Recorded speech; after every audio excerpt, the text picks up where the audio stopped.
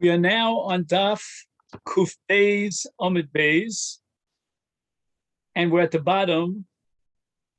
We're almost ready to turn to Kuf Gimel, but not yet quite ready. And we got up to Tanya Kavase Birava. So we'll see if we can find that 3 lines up before the end of Daf Kuf Beis Amid Beis. Let's remember that we learned about Rava, that Rava makes a distinction between 2 cases of anfilia as to their status of a minal. There's one anfilia which is made of leather, and that is a minal, that's a bona fide shoe. And then there's something called anfilia that is made of cloth. You'll see them like slippers that are made of cloth. That's not a minal. That cannot qualify as a minal, and you'd be allowed to wear it on Yom Kippur, for example, but it would be possible, it would be disqualified for chalitza, for the mitzvah of chalitza. And the Gemara is surprised by the fact that Rava would qualify and validate something called an anfilia asuya me'ar, ar meaning if it's made of leather, because it's not a full-fledged shoe. It's kind of a footwear, but it's not a shoe. And the Gemara is seeking now to find a brisa that might support the sheet of Rava. Tanya Kavase de Rava. And we're going to derive from this brisa, a very long and somewhat complicated brisa, that there's a difference between 2 categories of anfilia. So let's go through the brisa. The brisa is going to enumerate a long list of cases where it's a borderline minal. It's not a real shoe, but maybe we could push it over the boundary. So first we have something called a minal hanifram. And the word nifram in Hebrew is nikra, and it's ripped. And you know that a professional sewer who sews up leather and makes shoes out of them, if it's ripped, it's in very bad shape. But in this case, the minal, although it's ripped where you sew it together, and part of his leg is now exposed, but nevertheless, chofes rov hareg, most of his leg is covered.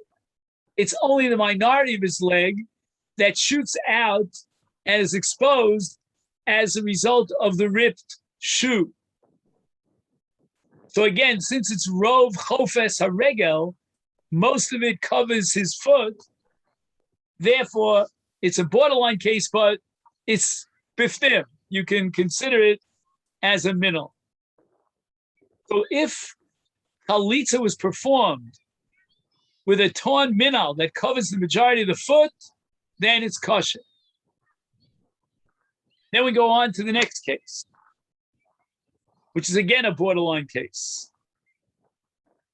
And again, in all these cases, lechatchila, we should avoid this kind of minal. It's not an ideal situation, but b'di'evet, if we used it, then the chalitza is valid. Now we have a sandal hanifchas. Means that one piece of the leather of this shoe fell off. However, mekabel esrov haregel. It still has enough leather that it could hold up the most of the leg. Again, there's a piece of leather missing, and that piece is the leg is exposed, the foot is exposed, but most of the foot is covered. Now we get to a sandal shel sham. Sham is a kind of a wood, like you'll see in Holland in the old days. I don't know, today you won't see it, but in the old days, the Dutch used to wear wooden shoes. Shel siv. Now, let me give you the English translation of siv. He says that sieve is called a bast, B-A-S-T. It's a hard material, And it does provide protection for the foot, although it is not made of leather. And apparently the brisa that we're studying now reflects the opinion that you don't need leather. It's not absolutely critical that the shoe have leather. And now we talk about an amputee who is called a kitea. And he has a kav, which is a prosthetic limb. It's not a real human limb. Niktar raglo, and they make like a foot for him that's made out of wood, and it has a base kibble. It fits into the upper part of his thigh, the stump of his thigh, if you want to call it that. And he leans on it, and he's able to walk on it. That too qualifies, again, b'di'eved, as chalitza. Even though it's made of wood, but we're not holding now that we require leather as an absolute prerequisite. Then we have something called muk. A muk in English is called felt. In Hebrew, it's called levad. It's something that is hard and protects the foot. Then we have smichas haraglayim. Okay, this is a little bit more complicated. I'll read you the Hebrew translation. He says, Adam shel yochel aleches im raglov. At this point, his legs are not carrying him. Lachach, and therefore holech im yadov. He's actually carrying his body forward with the power of his hands. V'goreres raglov, and he drags his feet, a karka on the ground. But kedei shelo yislach lechu betit, he doesn't want his feet to get all full of mud. Is osel raglov smicha me'ar. He makes a kind of a cushion out of leather, and he puts his feet into this this smicha, this kind of sheet of leather, and that's how he carries himself. So he's really protecting himself with the power of his arms, but his feet are inside this kind of a leather support, or stock, if you will. So he has a footnote here, and he says, if someone cannot walk, his lower legs won't carry him, he propels himself with his hands, he drags his feet along, but to protect his feet, he would encase them in a leather cradle. He calls it a cradle, I don't know, which would support him and support his feet so that they wouldn't rub against the ground. And the Brisa teaches us that this cradle is considered like a shoe. And now we get to the case that we want to discuss, and that's Amphilia, which is a kind of a sock that he wears around his foot. And Amphilia shel ar, if it's made of leather, this case, like all the cases that came before it, choletzes, there's a valid chalitza. However, it's minhag gadol. We have to always keep in mind, says the Brisa, that the Yavam, whose brother died without children, the Yavam is a gadol. He's already reached bar mitzvah. Otherwise, he cannot perform chalitza. Now the Brisa continues on Daf Kuf Gimel Amid Aleph, and it doesn't matter whether the Yavam is Omeid, Ben Yoshev, whether he's standing or sitting, Ben Muteh, or even if he's lying on his side, and Hacholetzes min asuma chalitzasa ksheira. And if the Yavam, the surviving brother, is blind, nevertheless chalitza will apply, and it's valid. Now the Brisa gives us all the flip cases, the exact opposite, all those cases where the minal cannot be valid for chalitza. It doesn't have a halachic status as a minal. For example, aval b'minal hanifram v'ein chofes rov regel, the shoe is ripped and it doesn't cover most of his leg. Or sandal hanifchas she'eino makabelis rov haregel, if a chunk of the leather is missing from the shoe, and as a result, his leg is exposed to the air, and it doesn't cover most of his leg. Or smichas hayodayim, a person who's a crippled nebuch, and he's propelling himself with his hands, he's dragging his feet, and he may be wearing gloves on his hands, and those are made of leather. However, the feet are still touching the ground. Ukshalovesh adam ragil shaholech al raglov esmichas yadayim al raglov. He's saying that at some point he takes off his leather gloves and puts them under his feet, maybe under his knees or so, or even under the bottom of his feet. But that's not the normal way that a person will wear a shoe. Anfilia shall beged.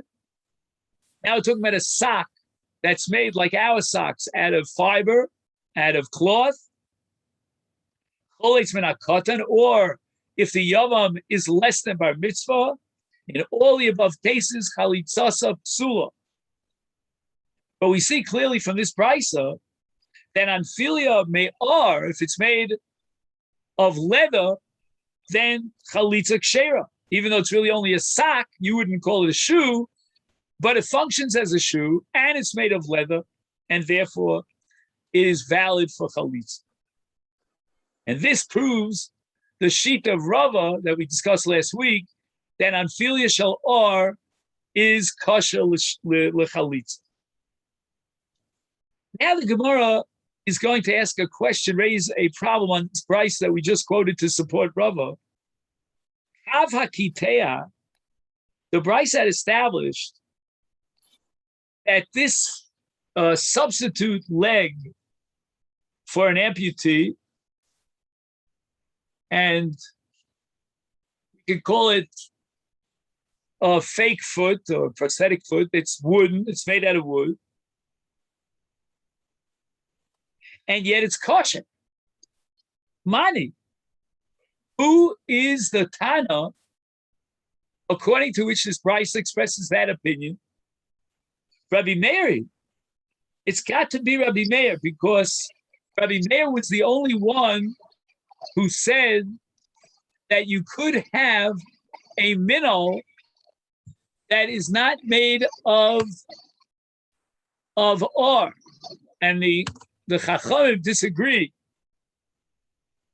This time we have a Mishnah Masechet Shabbos. The Mishnah is listing those articles, garments of clothes that you're allowed to walk out in Rosh Hashanah, and it doesn't look like he's carrying it. And the Mishnah says that Kitea, an amputee, Yotze B'kav Shelo, he is permitted to walk out into a public domain with his wooden leg. Divrei Rabbi Meir. Rabbi Meir holds that his wooden leg is called, it qualifies as a shoe. And just like you're allowed to wear your shoes out in the public domain, the amputee is allowed to wear his shoe, which is the wooden stump, the wooden leg. But Rabbi Yossi holds that an amputee is not allowed to go out with his wooden leg into Rosh Hashanah on Shabbos, because Rabbi Yossi holds that a minnow, a shoe which is not made of leather, like this wooden substitute leg, is not a minnow. A minnow must be made of leather. And Rabbi Yossi derives this from a pasuk, which we mentioned last week, but an alech tachash. Tachash means leather coming from the hides of an animal, and the word is now. So that according to Rabbi Yossi, it's impossible to justify our rice of chalitza, which validates the chalitza from the foot, the wooden foot of an amputee of a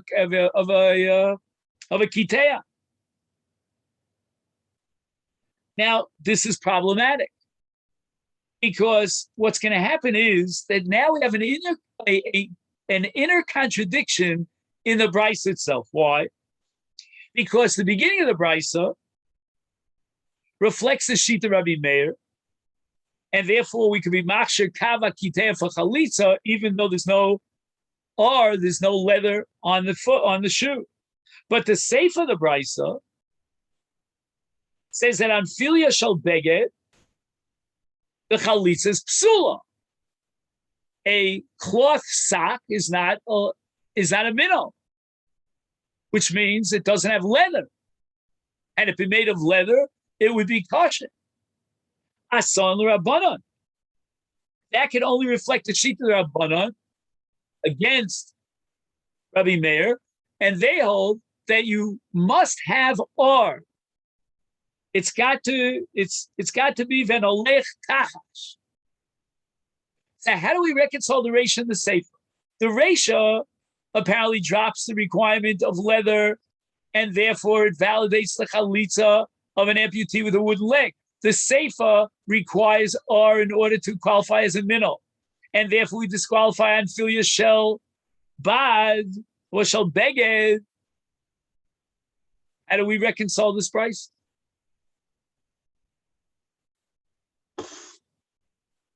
And on this question, we have a machlokas between Abaye and Rav. Amar Abaye.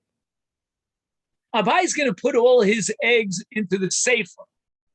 Me, the sefer Rabbanon, from the fact that the sefer disqualifies on filia shel beged, apparently requiring leather, analech tachash, reishanami Rabbanon.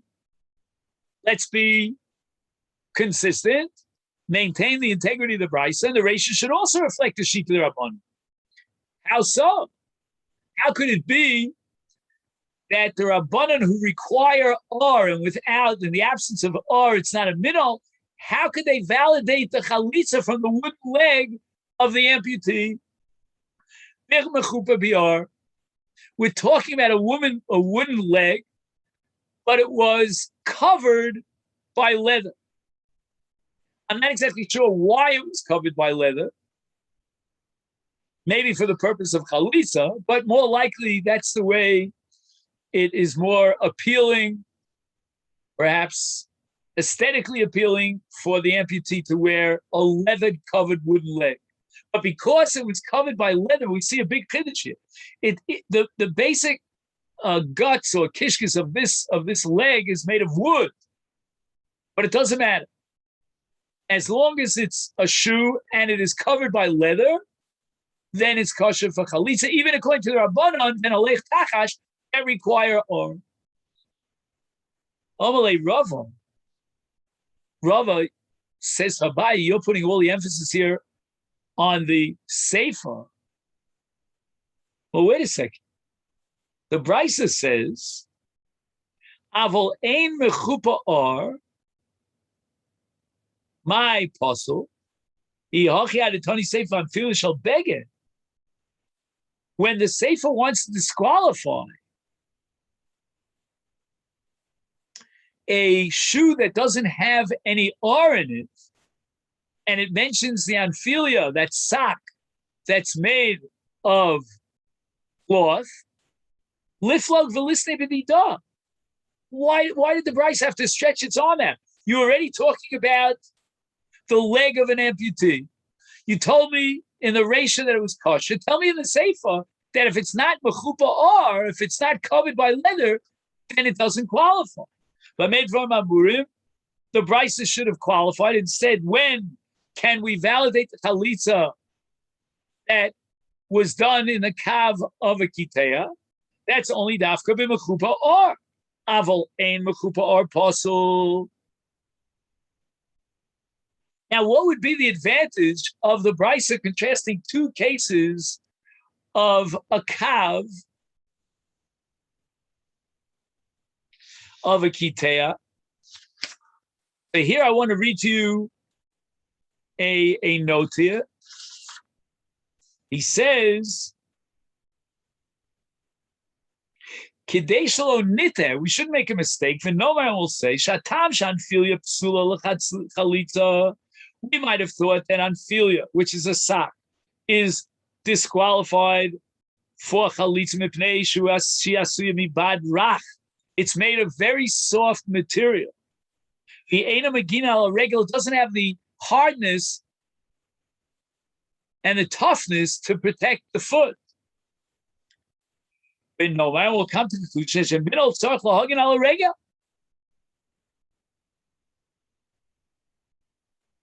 but you must have.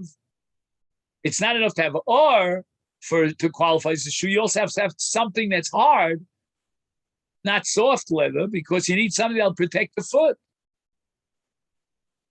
Now, kava kitea then, even if it's not mechupa or, I would have said that it's considered a nal because it protects the foot. So therefore, the Bryce, in order to avoid that pitfall and that misunderstanding, it should have been machalik between a kav kitesh and megan, be mechupali or l'she'ena mechupali or. Eloma Rava, therefore Rava has to present an alternative shita, and he's going to start and put all his eggs in the Reisha. I mean, the Reisha, Rabbi Meir, who holds that you don't darshan the pasuk men alech tachash and limit the definition of a now to that which has or, and even in the absence of or, if you have a wooden shoe, for example, in the case of the kava kitea, it's kosher, it's seifa, nami Rabbi Meir. We should assume and maintain the integrity of the Brisa that the Seifa is also Rabbi Meir. So what would it mean if the Seifa is Rabbi Meir? In the case of Kav Hakitea, which we said is considered, it qualifies as a now, as kosher l'chalitza, Anfilia is not considered a now, it's possible l'chalitza. Why? I megan v'hailo megan. In the case of the wooden leg of the amputee, it protects his foot. In the case of an anfilia, which is a sock that's not made of hard leather, it's not going to protect his foot. It's good for birchas kohen. Omar Ameimar Haiman de Cholitz Arach lemidchasei lekaret. When the Yavam wears his shoe, and she, the Yavam, is going to pull off his shoe, the Yavam must push his leg down, leaning his weight on the shoe.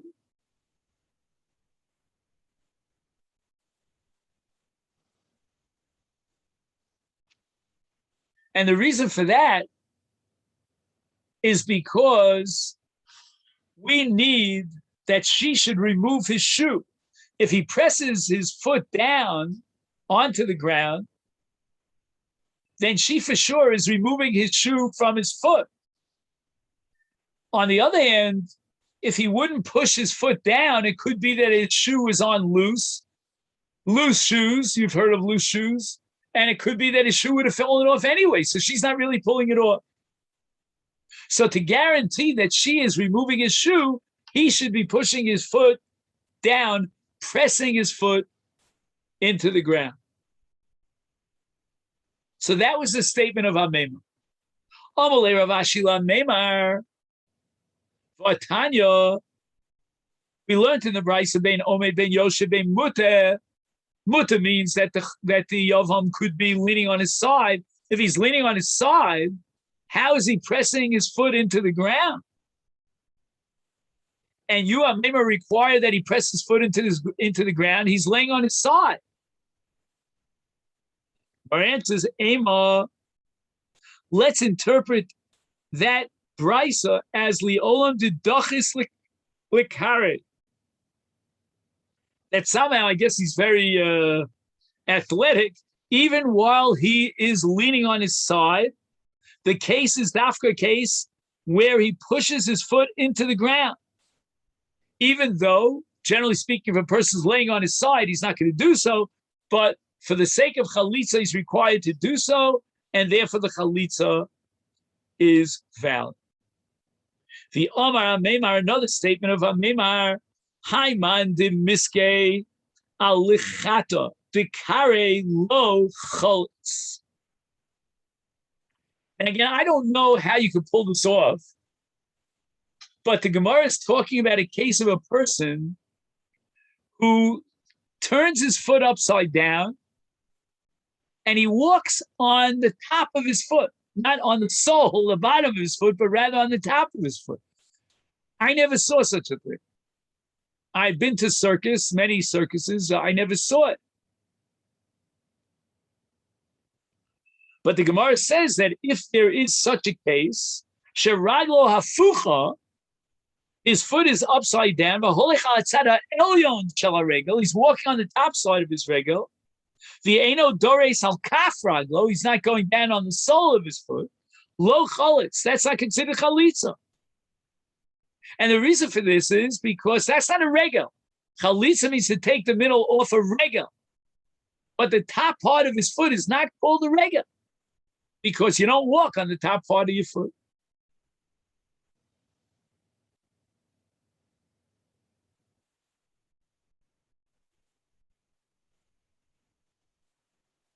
This is what he calls a deformity. The limb is deformed, somehow it's twisted upside down, never, and it's not called a foot. The Torah requires that the shoe be removed from the Yavam's foot. This Yavam cannot participate and perform chalitza. Okay, now Rashi is not necessarily a happy camper here.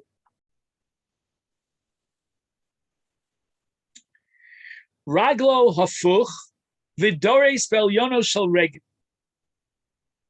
Then Rashi gives you a translation in Old French.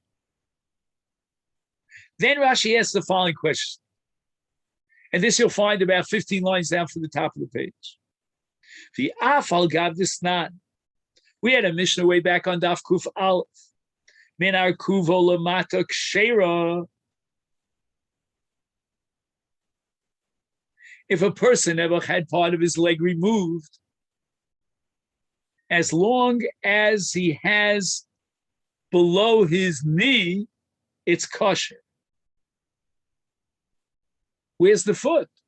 If you're telling me that the upper side of the foot is not a foot, and therefore you can't have chalitza, and how much more so if he doesn't have anything there at all?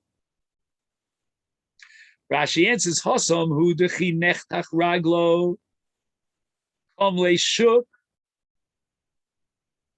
kom leishok. His thigh, in the absence of a foot, becomes a foot.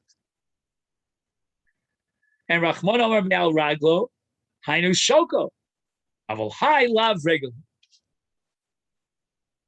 It's kind of paradoxical, but what we're saying is that sometimes the thigh could be considered a regel, but the upper part of the foot is not considered a regel.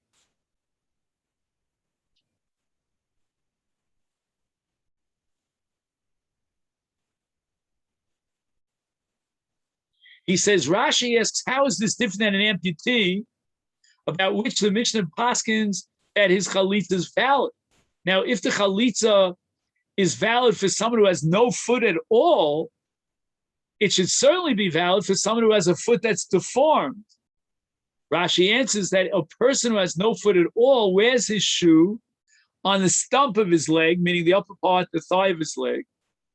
And even though his leg is not called a foot, it's still valid for chalitza because the pasuk says me'al raglo, and this is the upper part of the leg. So the me'al raglo is a ribui to cover the case of an amputee.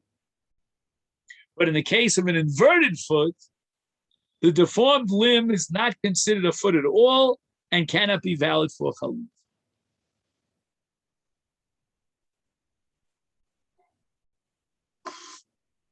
Now, if I understand this correctly, if two brothers, one of which is married to Rachel and he dies without children, she falls for Yibum to Shimon, his brother. His name is Reuben, he's gone. And Shimon never has a deformed foot. Then the wife of Reuben, I don't know. There's no way that you can allow her to get married. I don't see any way out.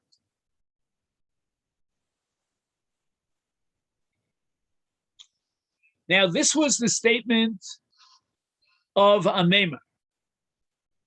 Amalei Rav Ashi Lamemar Vatanya. What are you going to do with the Brisa? The Brisa says, Smochos haraglayim, that smochos means support. Adam sheni yochel aleches al raglov, lekach holech im yadav v'gore raglov b'karka, u'kidei shelo yislachlu raglov b'tit shebedrochim osalem smicha me'or.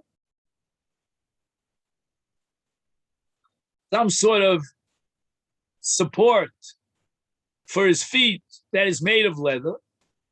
Umachnis raglo l'tofo. He puts his feet into this smicha, and the Brisa says in such a case the chalitza is valid. My love, the cholitz be'ihu. If the Brisa says this is a valid chalitza, in this case, the smichas raglayim, it means that even though he is dragging his feet on the floor, and probably his feet are deformed, that's why he can't walk. He's a cripple with a deformity. Therefore, we consider his smicha, this piece of ore that he puts under his foot, to be considered a nal. And if that be the case, then a regel afucha should also be considered a regel. And the Gemara is assuming that smochos haraglayim is talking about a case of a cripple who has deformed feet. Lav de cholitz pei'u.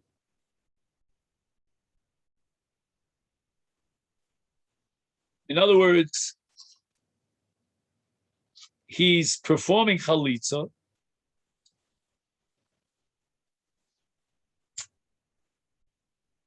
and he's not capable of walking on his feet. His feet are deformed. Gemara says, "Lo, the yoyev le acher v'cholatz, v'cholitz."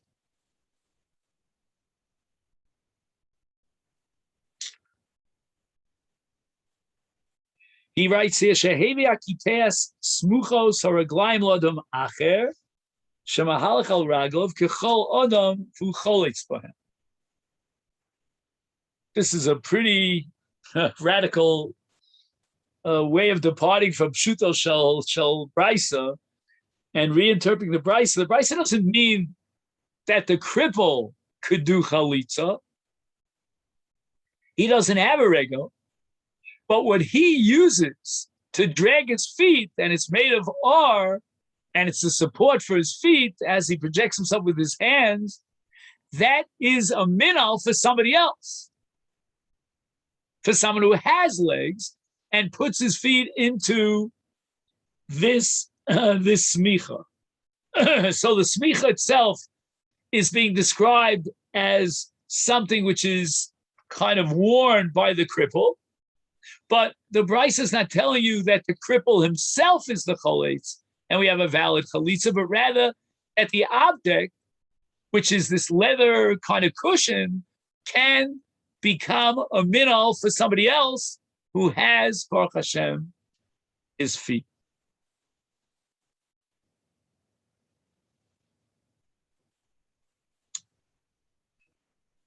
Omar Rav Ashi,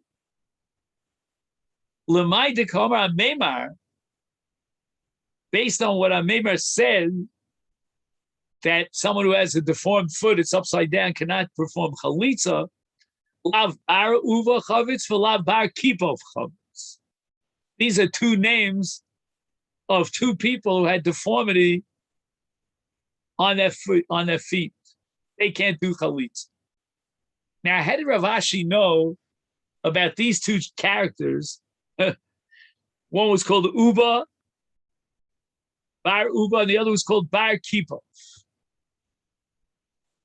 So this is based on a Gemara in Moikata. The Gemara tells us a story about two people who tormented Rav Ashi. And as punishment from the Almighty, they became crippled. Their feet were inverted. The soles faced upwards. So I'm not sure exactly why God punished them in that way, but that's how these two names became well known. Bar Uva and Bar Kiva. Now the Mishnah says, Min Arkuba Ulamata, which means that if a person never had his leg amputated, if it's below the knees, so he has his foot up to the knees, then there is chalitza. And anything that, is holding up the bottom of his feet, that becomes a leg, and anything that's worn on that bottom of the foot is considered a minnow. So now, the Mishnah is ruling that there's a valid chalitza when the Yavama removes the shoe from below the Yavam's knee. Apparently, includes the leg in the Hebrew term regel, meaning it's considered a regel as long as it's up to the knee. Urimini, now we're going to ask a question from a pasuk about aliyah l'regel. The Torah says, Sholosh regolim tochogli bashana, which means that during the 3 Moadim, when the Beis Hamikdash was alive and up and running, there was an obligation to come all the way up to Yerushalayim, to the Beis Hamikdash, to the Azara. And the Brisa takes a look at the word regolim. Regolim means those who are capable of walking by foot. They are required to come all the way to the Beis Hamikdash, into the Azara, to the exclusion of Balei Kabin, of amputees who wear wooden shoes. Ita Raglo va'osa kimin regel me'etz v'osa b'socha beis kibul shemachnas es raglo b'socha. So they open up this piece of wood, and he puts his foot in the hole. It's all custom made. Now these Balei Kabin are pturim from aliyah l'azara because they come under the exclusion of regolim. Balei Kabin are not called regolim. And even though they have, what did we call it before? The stump of the foot or the thigh of the foot. Nevertheless, they are excluded from the mitzvah of aliyah l'regel because of the word regolim. So we see clearly that a person whose leg was amputated below the knee, he doesn't have a regel. So why is his chalitza in that case where they removed his leg below the knee? Why should his chalitza be kshera? If he's excluded such a person from the mitzvah aliyah l'regel, it means he doesn't have a regel. So how could he have chalitza without a regel? The Gemara answers, "Shani hochad ichsiv v'cholza nalo me'al raglo." The Torah emphasizes me'al raglo. It should have said v'cholza nalo me'raglo. Take his shoe off of his foot. What's may al raglo from on top of his regel? Le'lam dechosh afkish choletzes may ashok from a higher point of his leg in the case of an amputee. Shu may al raglo shel yovam kshera chalitza. So the Gemara says, wait a minute. If you're telling me that an amputee can wear a wooden prosthetic limb, a leg, and put a shoe on, and that would be kosh v'chalitza, then why is it only min arkuva lamata? Only if it's below the knee. Lamala min arkuva nami. We should also be machshir chalitza above the arkuva.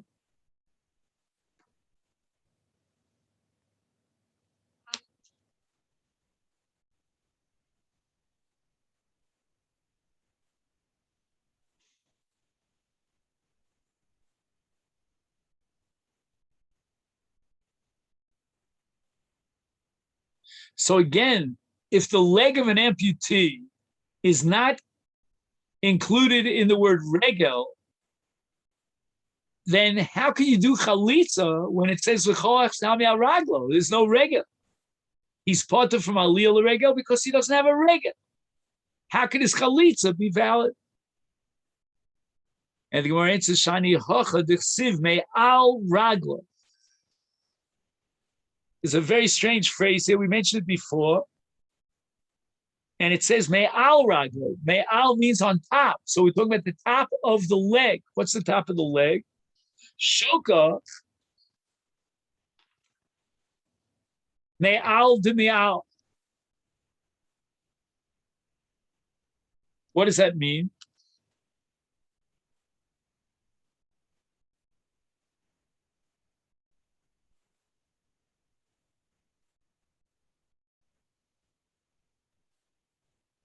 He says, Raglo Yisah Chalitza, Kevin Shator Ribsa Rak Me Al Raglo.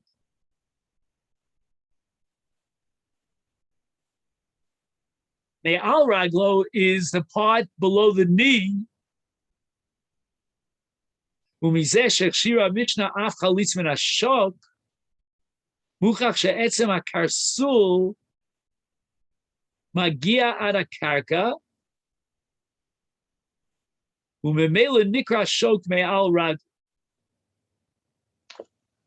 I'm not following.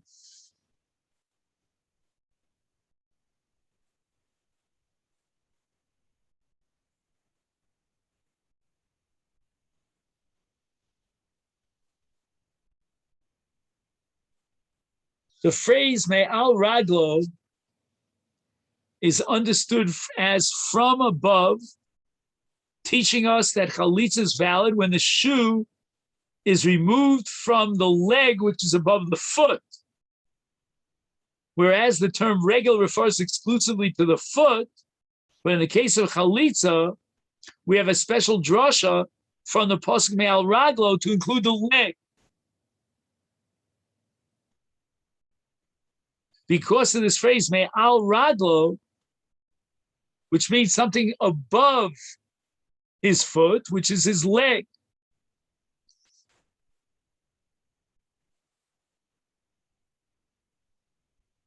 So the Gemara rejects this. Amar Avashi afilu tema mifsak posik.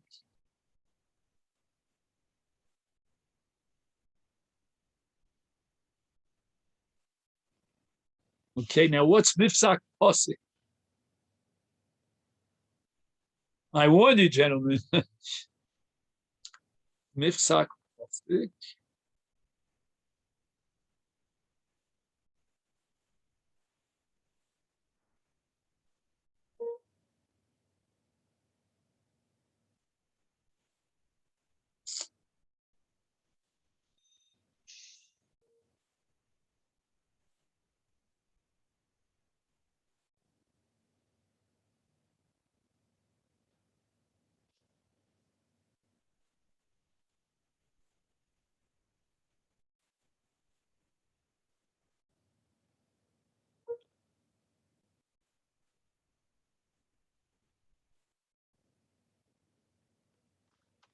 First of all, what's me'al v'lo me'al d'me'al? We have the foot, And then we have the leg. And on top of that would be the thigh. But it only says me'al raglo. So it's only the foot and not the thigh, the shop.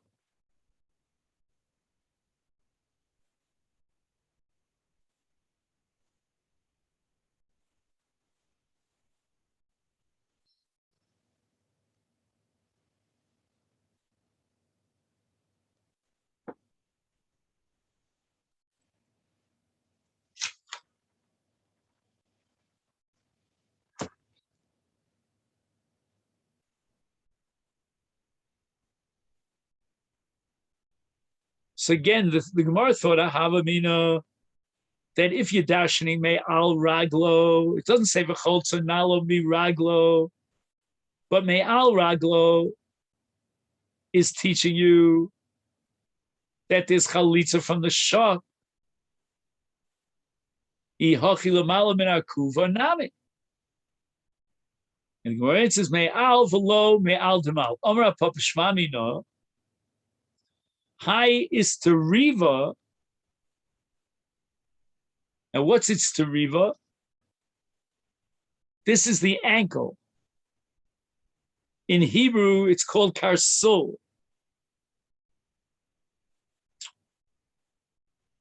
We need a podiatrist today, right?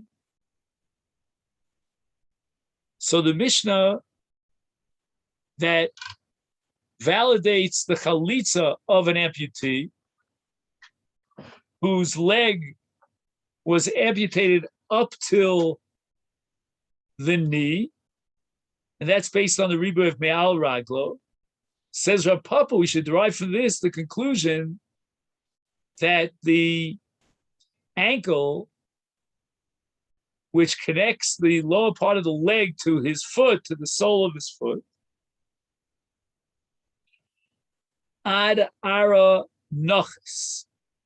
He says, Magia da karka, dainiche etzem akarsul, the etzem shel harsas kaf haregel, em etzem echon.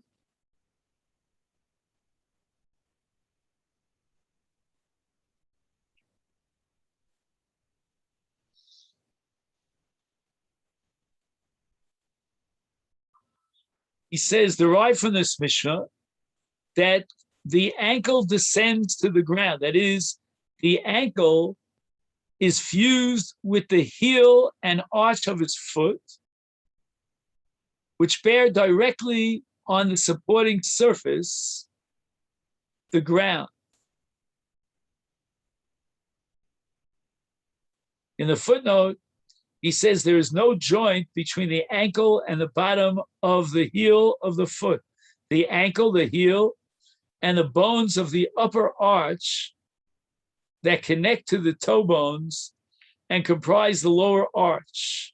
In fact, they make up a single rigid structure called the tarsus. Again, we have to take an anatomy course here. If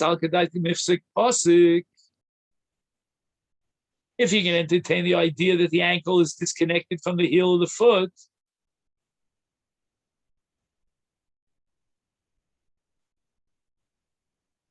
is then havile iu me'al. Vishoka me'al de me'al. The ankle should be me'al, it's on top of the foot. Because mifsak posik, the ankle is disconnected from the heel of the foot. Vishoka me'al de me'al. So the leg upon that which is upon the foot, like the stump of the leg, that should be invalid. Because that's already me'al de me'al. Unless you say that the ankle is considered part of the foot of itself, and therefore me'al is the leg above the ankle.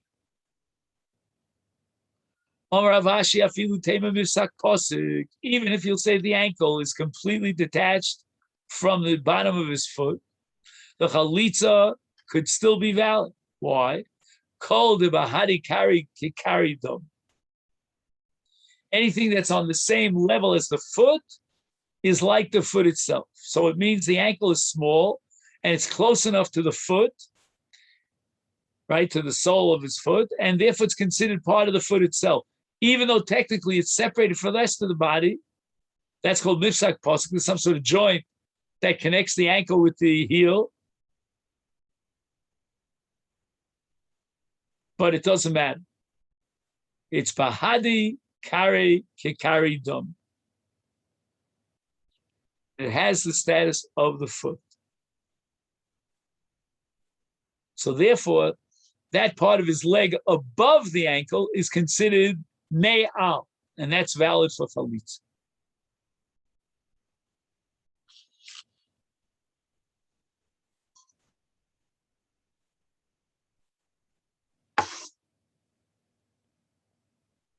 Okay, the Mishnah says, "Min kuba lamata." If a person had his leg amputated, Rahman al-Islam, and it was amputated below the knee, then the chalitza is kshera. For a mini, just 1 second. Oh, this. I'm sorry. I turned the wrong page. Sorry.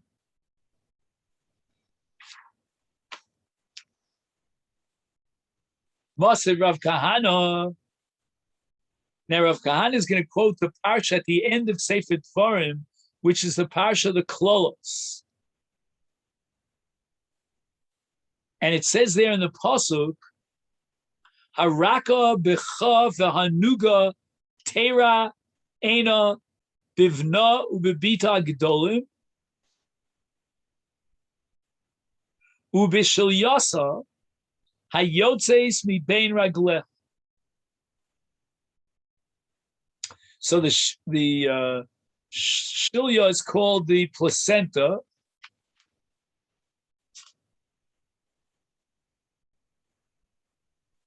He calls it the afterbirth because it says Hashilyos Hayotzeis Bein Bein Ragleh. It emerges from between her raglayim. Well, raglayim, of course, the plural of the word regel. Okay, fine. Now, when it says that the shilya, the afterbirth, he calls it, emerges from her two, between her raglayim, it's referring to the thighs. Omar Abaye.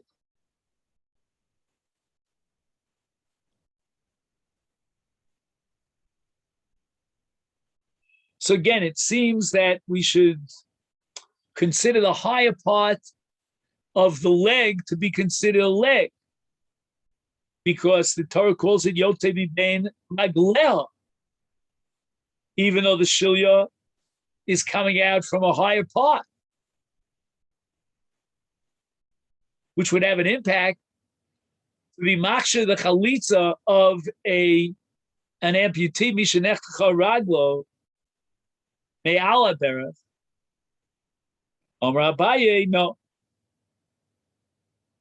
Isha shekoras leiled no etzes akevea v'archosea violetis. She lifts up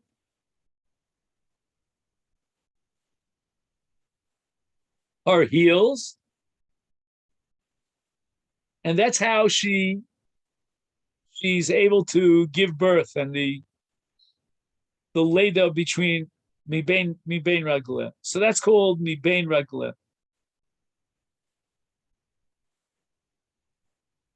So again, the raglayim here are not referring to the upper part of the legs, meaning the thighs, but rather they're referring to the akevim, which are the heels, because she lifts up the heels in the process of giving birth. It says in the English, she presses her heels against her thighs and gives birth in that position. The baby, in fact, emerges from between her feet, but the term regel is not to be understood literally as a foot, but rather as referring to the heels that she presses against her thighs, lifting up the heels so that she can give birth.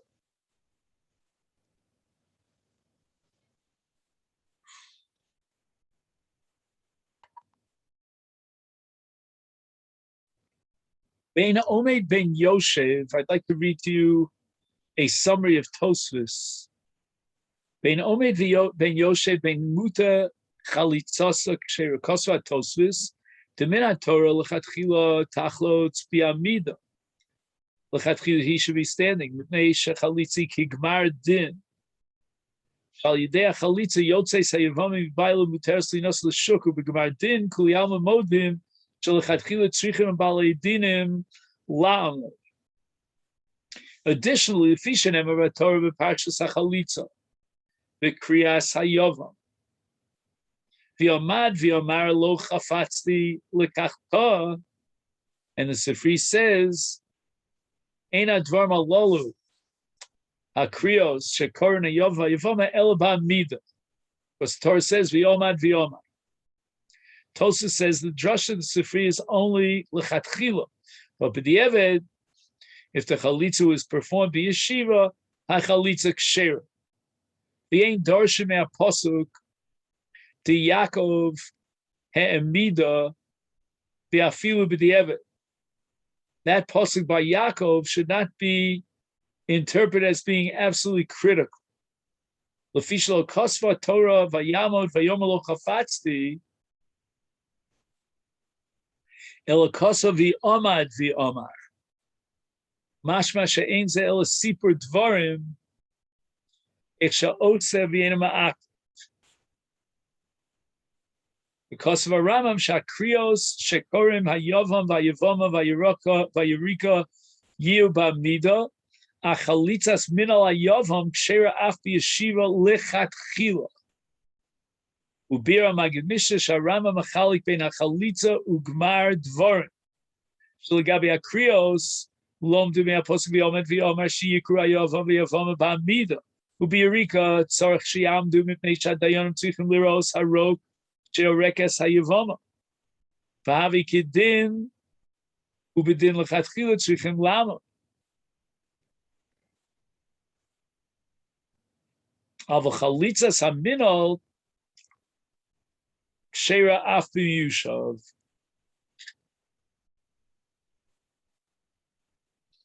Acholetzes min asuma chalitzosa kshera kosuv. Arashba ritva asuma yochel lachlos chatchila mashikosu abraisa lashim b'di'evet ein ze ela agav hadinim hacherim hamuskarim b'braisa shem ksherim rak b'di'evet. Aramam kosuv shesuma eino choletz midin Torah. V'lomed me'apostle v'yarka b'fanav bir b'fanav hu kimo li'enov v'hainu shayavam yireh es harok ubira magid misha sheb'di'eved k'shechalotz asuma k'shera chalitza kemen she'ena yerika makeves b'di'eved she'af k'shelo yarka klal k'shera chalitza b'di'eved. That's what it says in the Magid. Mishnah v'tama lav ha-mishnah l'melech harei arekika she'orekes hayavama yoser chashuva mibaysa chalitza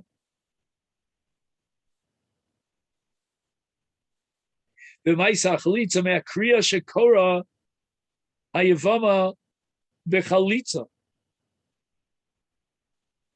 Sorry, imrak kora hayavama psuke ha-chalitza v'lo chalza v'lo yarka Ein masel klum uteres l'syavim liachin.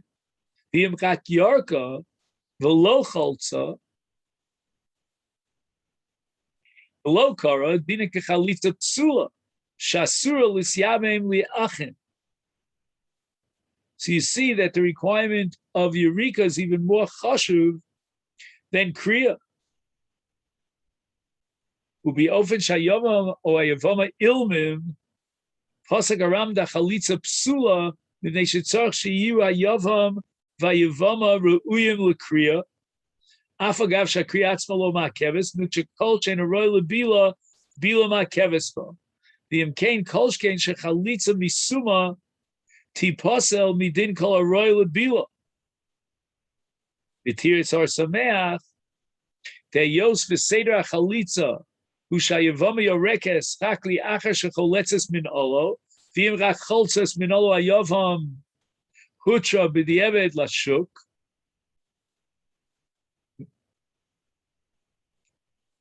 Is af kishalo yarka. Is ein omer b'dover shezmano li'achar chalitza shetzarch yeroy lebila cha shecholetzes.